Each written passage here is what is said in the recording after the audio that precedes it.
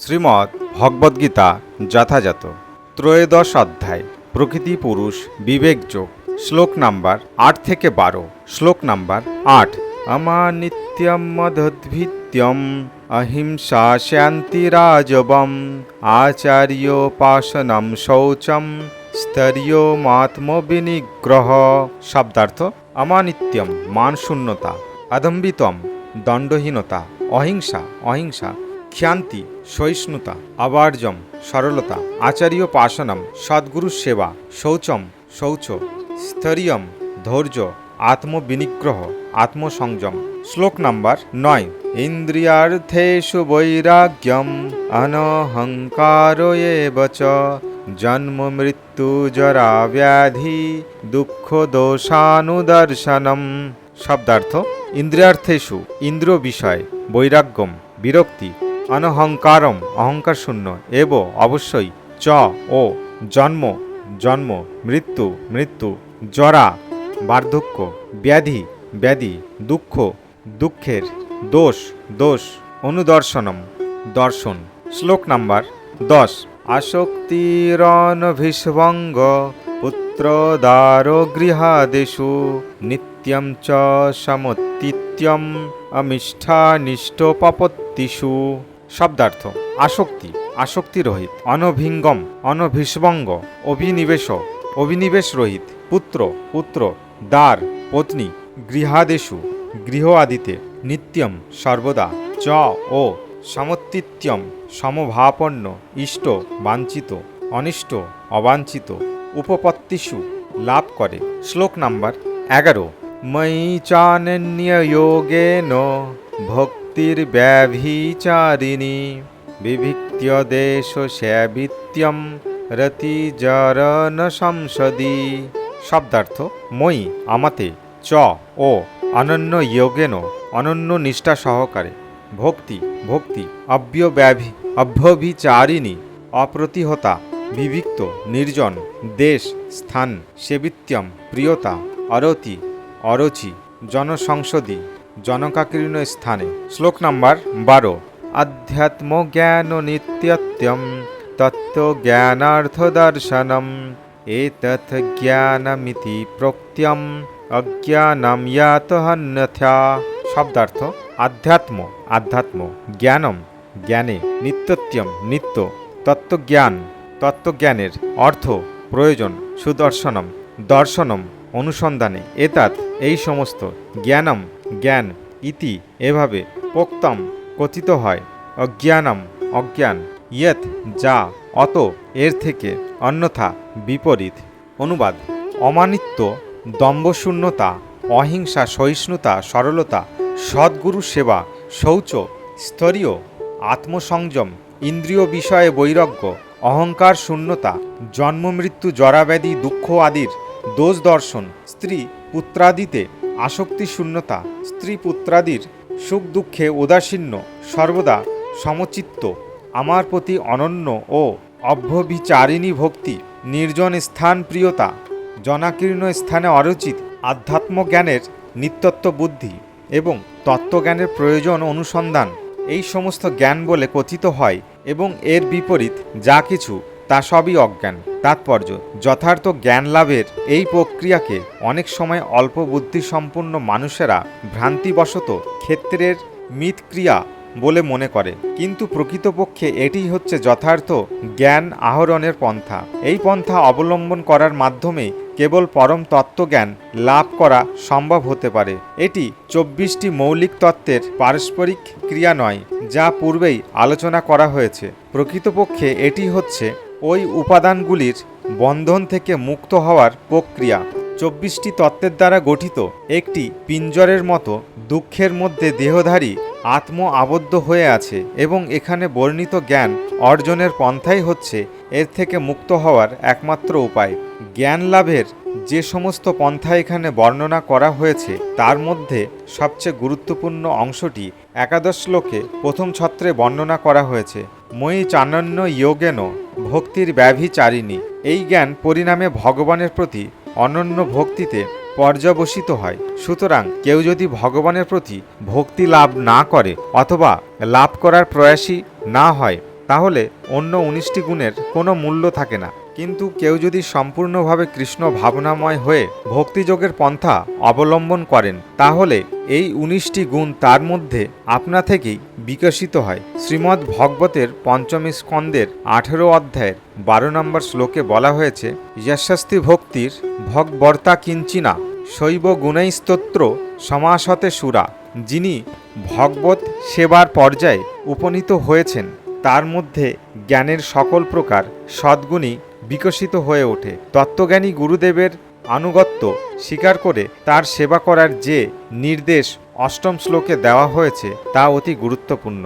এমনকি যারা ভক্তিযোগে ভগবানের সেবা করেছেন, তাদের পক্ষেও এটি সবচেয়ে গুরুত্বপূর্ণ। সদ্গুরুর আনুগত্যা স্বীকার করার মাধ্যমে পারমার্থিক জীবনের শুরু হয়। পরম পুরুষোত্তম ভগবান শ্রীকৃষ্ণ স্পষ্টভাবে এখানে বলেছেন যে জ্ঞানের এই পন্থা হচ্ছে যথার্থ পন্থা। এছাড়া যদি অন্য আর এক পন্থা অনুমান করা হয়, তাহলে তা নিছক বাজে কথা ছাড়া আর কিছুই নয়। যে জ্ঞানের উল্লেখ এখানে করা হয়েছে, তার বিষয়গুলি নিম্নলিখিতভাবে বিশ্লেষণ করা যেতে পারে। অমানিত্যের অর্থ হচ্ছে যে অপরের কাছ থেকে সম্মান লাভের আকাঙ্ক্ষা করে আত্মতৃপ্তির জন্য উদ্বিগ্ন না হওয়া। বৈষয়িক জীবনে আমরা অপরের কাছ থেকে মান সম্মান পাওয়ার জন্য খুব আগ্রহী হই, কিন্তু যিনি পূর্ণ জ্ঞান লাভ করেছেন, যিনি উপলব্ধি করতে পেরেছেন যে তার জড় শরীরটি তার স্বরূপ নয়, তার কাছে জড়দেহগত সম্মান ও অসম্মান উভয়ে নিরর্থক। জড়জাগতিক এই মোহের প্রতি লালায়িত হওয়া উচিত নয়।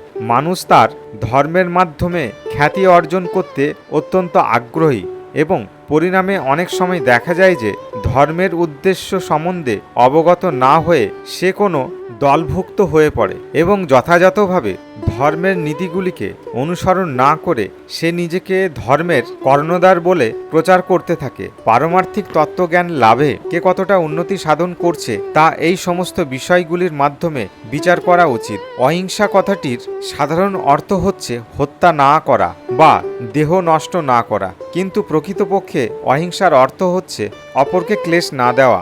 অজ্ঞানতার প্রভাবে সাধারণ মানুষ জড়জাগতিক জীবনে আবদ্ধ হয়ে পড়েছে এবং তাই তারা নিরন্তর সংসার দুঃখ ভোগ করছে। সুতরাং মানুষকে যদি পারমার্থিক জ্ঞানের স্তরে উন্নীত না করা হয়, তাহলে হিংসার আচরণ করা হয়। সকলেরই কর্তব্য হচ্ছে মানুষকে যথাসাধ্য তত্ত্বজ্ঞান দান করা, যার ফলে তারা দিব্যজ্ঞান লাভ করে এই জড়জগতের বন্ধন থেকে মুক্ত হতে পারে। সেটি হচ্ছে অহিংসা। ক্ষান্তি বা সহনশীলতার অর্থ হচ্ছে অপরের কাছ থেকে অসম্মান অথবা অপমান সহ্য করার ক্ষমতা। কেউ যখন পারমার্থিক উন্নতি সাধনে ব্রতী হন, তখন অনেকেই তাকে নানাভাবে অপমান বা অসম্মান করে থাকে। সেটি স্বাভাবিক, কারণ জড়জগতের ধারণাটাই এমনকি প্রহ্লাদের মতো একটি শিশু, যিনি 5 বছর বয়সে পরমার্থ সাধনে ব্রতী হয়েছিলেন, তখন তার বাবাই এই ভক্তির পথে সবচেয়ে বড় শত্রু হয়ে দাঁড়িয়েছিল এবং নানাভাবে তার অনিষ্ট করার চেষ্টা করেছিল, এমনকি নানাভাবে তাকে হত্যা করারও চেষ্টা করেছিল, কিন্তু প্রহ্লাদ তার সমস্ত অত্যাচার সহ্য করেছিলেন। সুতরাং পারমার্থিক জীবনে অগ্রসর হতে হলে নানা রকম প্রতিবন্ধক আসতে পারে, কিন্তু সেগুলি সহ্য করতে হবে এবং দৃঢ় সংকল্প নিয়ে এগিয়ে যেতে হবে। সরলতার অর্থই হচ্ছে কূটনীতি না করে নিষ্কপট হওয়া, যাতে শত্রুর কাছেও যথার্থ সত্য খুলে বলা যায়। সেই জন্যে গুরু গ্রহণ করা একান্ত প্রয়োজন, কারণ সদ্গুরুর কাছ থেকে শিক্ষা লাভ না করলে পারমার্থিক জীবনে অগ্রসর হওয়া যায় না। নম্রতা ও বিনয়ের সঙ্গে সদ্গুরুর সমীপবর্তী হতে হয় এবং সর্বতোভাবে তার সেবা করতে হয়, যাতে তার প্রসন্নতা সাধনের মাধ্যমে তার আশীর্বাদ লাভ করা যায়। সদ্গুরু হচ্ছেন শ্রীকৃষ্ণের প্রতিনিধি। তিনি যদি তার শিষ্যকে কৃপা করেন, তাহলে তার শিষ্য সমস্ত শাস্ত্রবিধির অনুশীলন না করেই তৎক্ষণাৎ প্রভূত উন্নতি লাভ করতে পারেন। অথবা যিনি নিষ্কপটে শ্রী গুরুদেবের সেবা করেছেন, পারমার্থিক বিধি নিষেধগুলি তার কাছে অত্যন্ত সরল হয়ে যাবে। পারমার্থিক জীবনে উন্নীত লাভের জন্য শৌচ অত্যন্ত প্রয়োজন।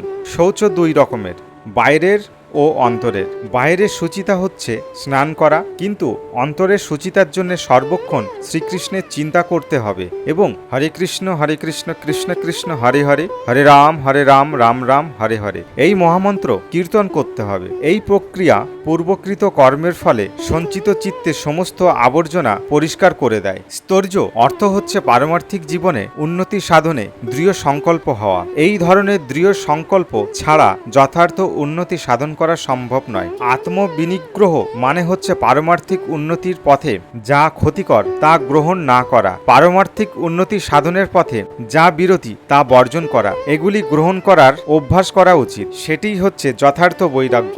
ইন্দ্রিয়গুলি এত প্রবল যে তারা সর্বদাই ইন্দ্রিয় সুখ ভোগের আকাঙ্ক্ষা করে। ইন্দ্রিয়ের এই সমস্ত নিরর্থক দাবিগুলি বরদাস্ত করা উচিত নয়, কারণ সেগুলি অনাবশ্যক। ইন্দ্রিয়গুলিকে কেবল ততটুকুই সুখ দেওয়া উচিত যার ফলে শরীর সুস্থ ও সবল থাকে এবং পারমার্থিক জীবনে উন্নতি সাধন করার জন্য কর্তব্যগুলি সম্পাদন করা যায়। সবচেয়ে গুরুত্বপূর্ণ ও দুর্দমনীয় ইন্দ্রিয় হচ্ছে জিহ্বা। কেউ যদি জিহ্বাকে জয় করতে পারে তাহলে অন্য ইন্দ্রিয়গুলি জয় করার পূর্ণ সম্ভাবনা থাকে। জিহ্বার কাজই হচ্ছে স্বাদ গ্রহণ করা এবং স্পন্দন করা, তাই তাকে দমন করার বিধি হচ্ছে সর্বদাই কৃষ্ণপ্রসাদ গ্রহণ করা এবং হরে কৃষ্ণ মহামন্ত্র কীর্তন করা।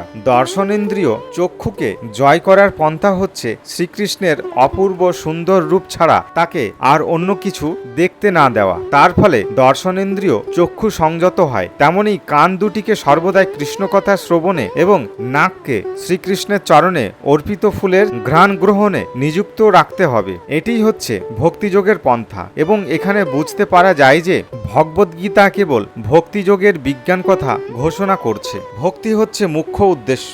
ভগবদ্গীতার কিছু নির্বোধ ভাষ্যকারেরা ভগবদ্গীতার ভ্রান্ত ভাষ্য রচনা করে পাঠককে বিভ্রান্ত করতে চেষ্টা করে, কিন্তু প্রকৃতপক্ষে ভগবদ্গীতার ভগবত ভক্তি ছাড়া আর অন্য কোনো বিষয় উল্লেখ করা হয়নি। অহংকারের অর্থ হচ্ছে যে জড় শরীরটিকে নিজের স্বরূপ বলে মনে করা। কেউ যখন বুঝতে পারেন যে তার স্বরূপ তিনি তার জড় শরীর নন, তার স্বরূপ হচ্ছে তার আত্মা, সেটি হচ্ছে যথার্থ অহংকার। অহংকার থাকেই, মিথ্যা অহংকার বর্জনীয়, কিন্তু যথার্থ অহংকার বর্জনীয় নয়। বৈদিক শাস্ত্রে বৃহদারণ্যক উপনিষদের প্রথম স্কন্ধের 4th অধ্যায় 10 নম্বর শ্লোকে বলা হয়েছে, অহম ব্রহ্মস্যামি, আমি ব্রহ্ম, আমি আত্মা। এই আমি হচ্ছে আত্ম অনুভূতি। এই আত্ম অনুভূতি আত্ম উপলব্ধির মুক্ত অবস্থাতেও বর্তমান থাকে। আমি সম্বন্ধে এই অনুভূতিকে বলা হয় অহংকার, কিন্তু এই আত্ম অনুভূতি যখন বাস্তব বস্তুতে বা আত্মাতে প্রয়োগ করা হয় তখন সেটিই হচ্ছে যথার্থ অহংকার। অনেক দার্শনিক আছেন যারা বলেন আমাদের অহংকার বর্জন করা উচিত, কিন্তু আমাদের এই অহংকার আমরা ত্যাগ করতে পারি না, কারণ অহংকার হচ্ছে আমাদের পরিচয়। তবে অবশ্যই জড়দেহ নিয়ে যে পরিচয় তা পরিত্যাগ করাতেই হবে। জন্ম মৃত্যু জরা ও ব্যাধি সমন্বিত যে দুঃখ দুর্দশা সে কথা বুঝতে হবে। বিভিন্ন বৈদিক শাস্ত্রে জন্ম সম্বন্ধে বর্ণনা করা হয়েছে। শ্রীমদ্ ভগবতে জন্মের পূর্বে মাতৃজঠরে শিশুর অবস্থান যে কত দুঃখময় তা অতি স্পষ্টভাবে বর্ণনা করা হয়েছে। জন্ম যে কত ক্লেশদায়ক তা পূর্ণরূপে জানতে হবে। মাতৃজঠরে কি পরিমাণ দুঃখ দুর্দশা আমরা ভোগ করছি তা ভুলে যাওয়ার ফলেই আমরা জন্ম মৃত্যুর আবর্তন থেকে নিস্তার পাওয়ার কোনো চেষ্টা করি না। তেমনি মৃত্যুর সময় নানা রকম যন্ত্রণা ভোগ করতে হয় এবং প্রামাণ্য শাস্ত্রাদিতেও তারও বর্ণনা আছে, সেগুলি আলোচনা করা উচিত। আর জরা ও ব্যাধি যে কত যন্ত্রণাদায়ক সেই সম্বন্ধে প্রতিটি জীবেরই প্রত্যক্ষ অভিজ্ঞতা আছে। কেউই ব্যাধিগ্রস্ত হতে চায় না এবং কেউই জরাগ্রস্ত হতে চায় না, কিন্তু তবুও এগুলির হাত থেকে নিস্তার নেই। জন্ম মৃত্যু জরা ও ব্যাধি সমন্বিত জড়জীবন যে দুঃখময় তা বুঝতে না পারলে পারমার্থিক উন্নতি সাধনে প্রেরণা পাওয়া যায় না। স্ত্রী পুত্র গৃহের প্রতি অনাসক্ত হওয়ার অর্থ এই নয় যে তাদের প্রতি কোনো অনুভূতি থাকবে না। তাদের প্রতি স্নেহের বন্ধনে আবদ্ধ হওয়াটা স্বাভাবিক, কিন্তু তারা যদি পারমার্থিক উন্নতি সাধনের অনুকূল না হয় তাহলে তাদের প্রতি অনাসক্ত হওয়া উচিত নয়। গৃহকে আনন্দময় করে তোলবার শ্রেষ্ঠ প্রক্রিয়া হচ্ছে কৃষ্ণ ভাবনার অনুশীলন। কেউ যদি পূর্ণরূপে কৃষ্ণ ভাবনাময় হন তাহলে তিনি অনায়াসে তার গৃহকে অতি মনোরম সুখের আলয়ে পরিণত করতে পারেন, কারণ কৃষ্ণ ভক্তির এই পন্থা অতি সরল। কেবলমাত্র প্রয়োজন হরে কৃষ্ণ কৃষ্ণ কৃষ্ণ হরে হরে, হরে রাম রাম রাম হরে হরে, এই মহামন্ত্র কীর্তন করা, কৃষ্ণ প্রসাদ গ্রহণ করা, ভগবদ্গীতা ও শ্রীমদ্ ভগবত আদি শাস্ত্র আলোচনা করা এবং ভগবানের শ্রীবিগ্রহ অর্চনা করা। এই 4টি বিধি অনুশীলন করলে অনায়াসে সুখী হওয়া যায়। পরিবারের প্রতিটি লোককে এই শিক্ষা দেওয়া উচিত। পরিবারের সকলের কর্তব্য সকালে ও সন্ধ্যায় একত্রে বসে হরে কৃষ্ণ কৃষ্ণ কৃষ্ণ হরে হরে, হরে রাম রাম রাম হরে হরে এই মহামন্ত্র কীর্তন করা। এই 4টি নিয়ম পালন করার মাধ্যমে কেউ যদি তার পরিবারকে কৃষ্ণ ভাবনাময় করে গড়ে তুলতে পারেন, তাহলে তাকে গৃহত্যাগ করে সন্ন্যাস নিতে হয় না। কিন্তু তা যদি তার পারমার্থিক উন্নতির অনুকূল না হয়, উপযোগী না হয়, তাহলে সেই গৃহ ত্যাগ করা উচিত। কৃষ্ণ তত্ত্বজ্ঞান লাভের জন্যে অথবা কৃষ্ণ সেবার জন্যে সব কিছু উৎসর্গ করা উচিত। ঠিক যেমন অর্জুন করেছিলেন। অর্জুন তার আত্মীয় পরিজনদের হত্যা করতে নারাজ ছিলেন, কিন্তু তিনি যখন বুঝতে পারলেন যে তার সেই আত্মীয় পরিজনেরা তার কৃষ্ণ ভক্তির প্রতিবন্ধক, তখন তিনি শ্রীকৃষ্ণের নির্দেশ শিরোধার্য করে যুদ্ধে প্রবর্তিত হলেন এবং তাদের হত্যা করলেন। সর্ব অবস্থাতেই মানুষকে সাংসারিক জীবনের সুখ ও দুঃখ থেকে অনাসক্ত হওয়া উচিত, কারণ এই জগতে কেউই সম্পূর্ণভাবে সুখী হতে পারে না, তেমনি আবার কেউ সম্পূর্ণভাবে দুঃখীও হতে পারেন না। সুখ ও দুঃখ হচ্ছে জড়জীবনের অপরিহার্য অঙ্গ। ভগবদ্গীতার উপদেশ অনুসারে এগুলিকে সহ্য করতে চেষ্টা করা উচিত। সুখ ও দুঃখ আসে যায় এবং তাদের আমরা নিয়ন্ত্রণ করতে পারি না। সুতরাং সকলেরই কর্তব্য হচ্ছে জড়জাগতিক জীবনের প্রতি অনাসক্ত হওয়া। তাহলে এই সুখ ও দুঃখ উভয়েরই প্রতি সমভাবাপন্ন হওয়া সম্ভব। সাধারণত যখন আমরা আমাদের কাম্য বস্তু অর্জন করি, তখন আমরা অত্যন্ত আনন্দিত হই, এবং যখন আমরা অবাঞ্ছিত কোনো কিছু প্রাপ্ত হই, তখন আমরা দুঃখিত হই। কিন্তু আমরা যদি যথার্থভাবে পারমার্থিক স্তরে অধিষ্ঠিত থাকি, তাহলে এই বিষয়গুলি আমাদের বিচলিত করতে পারবে না।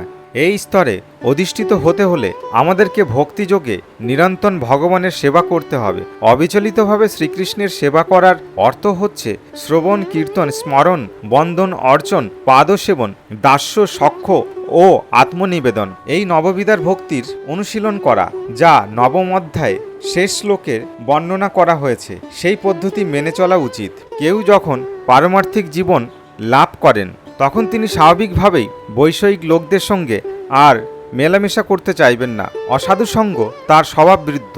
অসাধু সঙ্গ বর্জন করে নির্জন বাসের প্রতি কতটা অনুরাগ এসেছে, তার মাধ্যমে নিজেকে পরীক্ষা করা যেতে পারে। খেলাধুলা, সিনেমা, সামাজিক অনুষ্ঠান আদিতে ভক্তের স্বাভাবিকভাবেই কোনো রুচি থাকে না, কারণ তিনি বুঝতে পারেন যে এগুলি কেবল সময়ের অপচয় মাত্র। অনেক গবেষক ও দার্শনিক আছেন যারা যৌন বিজ্ঞান অথবা সেই ধরনের বিষয় নিয়ে গবেষণা করেন, কিন্তু ভগবদ্গীতার উপদেশ অনুসারে সেই সমস্ত গবেষণা ও দার্শনিক অনুমানগুলির কোনো মূল্য নেই। সেগুলি একরকম নিরর্থক প্রয়াস মাত্র। ভগবদ্গীতার নির্দেশ অনুসারে তত্ত্বজ্ঞানের মাধ্যমে আত্মস্বরূপ সম্বন্ধে গবেষণা করা উচিত। নিজেকে জানবার জন্য গবেষণা করা উচিত। সেই নির্দেশেই এখানে দেওয়া হয়েছে। আত্ম উপলব্ধি সম্বন্ধে এখানে স্পষ্টভাবে বলা হয়েছে যে ভক্তিযোগের পন্থা বিশেষভাবে বাস্তবসম্মত। ভক্তিযোগ বলতে পরমাত্মার সঙ্গে জীবাত্মার সম্পর্ক বুঝতে হবে। জীবাত্মা ও পরমাত্মা কখনোই এক হতে পারে না, অন্তত ভক্তিমার্গে। পরমাত্মার প্রতি জীবাত্মার এই সেবা নিত্য, সেই কথাই স্পষ্টভাবে বলা হয়েছে। সুতরাং ভক্তিযোগ নিত্য। এই তত্ত্বজ্ঞানে দৃঢ় প্রত্যয় সম্পূর্ণ হওয়া উচিত। শ্রীমদ্ ভগবতে প্রথম স্কন্দের 2য় অধ্যায়ের 11 নম্বর শ্লোকে এই সম্বন্ধে ব্যাখ্যা করা হয়েছে। বদন্তি তত্ত্বত্ব বিদস্তত্ত্বম ইয়াজ জ্ঞানাম দয়ম। যারা যথার্থ তত্ত্বজ্ঞানী তারা জানেন যে অদয় পরম তত্ত্ব ব্রহ্ম, পরমাত্মা ও ভগবান এই 3 রূপে উপলব্ধ হন। পরম তত্ত্বের চরম উপলব্ধি হচ্ছেন ভগবান। সুতরাং সেই চরম স্তরে উন্নীত হয়ে পরম পুরুষোত্তম ভগবানকে উপলব্ধি করা উচিত এবং ভক্তিযোগে তার সেবায় নিযুক্ত হওয়া উচিত। সেটি হচ্ছে জ্ঞানের পূর্ণতা। আমানিত্য থেকে শুরু করে পরম তত্ত্ব, পরম পুরুষ ভগবানকে উপলব্ধি করার স্তর পর্যন্ত এই পন্থাটি একটি সিঁড়ির মতো, যেন একতলা থেকে শুরু হয়ে ছাদ পর্যন্ত উঠে গেছে। এখন এই সিঁড়িতে বহু লোক আছেন যারা 1 তলা, 2 তলা অথবা 3 তলা আদিতে পৌঁছে গেছেন, কিন্তু যতক্ষণ না পর্যন্ত সর্বোচ্চ তলায় পৌঁছানো যাচ্ছে, যা হচ্ছে কৃষ্ণ উপলব্ধি, ততক্ষণ পর্যন্ত তারা জ্ঞানের নিম্ন পর্যায়ে অবস্থিত। কেউ যদি ভগবানের সঙ্গে প্রতিদ্বন্দ্বিতা করে পারমার্থিক উন্নতি লাভ করতে চায়, তাহলে তার সে আশা ব্যর্থ হবে। এখানে স্পষ্টভাবে বলা হয়েছে যে আমানিত্য ব্যতিরেকে উপলব্ধি সত্যই সম্ভব নয়। নিজেকে ভগবান বলে মনে করা মিথ্যা অহংকারের চরম প্রকাশ। প্রকৃতির কঠোর শাসনে জীব যদিও প্রতিনিয়তই পদদলিত হচ্ছে, তবুও অজ্ঞানতার প্রভাবে সে মনে করছে আমি ভগবান। সেই জন্যেই জ্ঞানের সূচনা হচ্ছে অমানিত্য। সকলেরই উচিত নম্র হওয়া এবং সর্ব অবস্থাতেই নিজেকে ভগবানের নিয়ন্ত্রণাধীন বলে মনে করা। পরমেশ্বর ভগবানের আধিপত্য স্বীকার না করে বিদ্রোহী হওয়ার ফলেই আমরা জড়া প্রকৃতির অধীনস্থ হয়ে পড়েছি। এই তত্ত্বকে উপলব্ধি করে তার প্রতি দৃঢ় বিশ্বাস থাকা উচিত।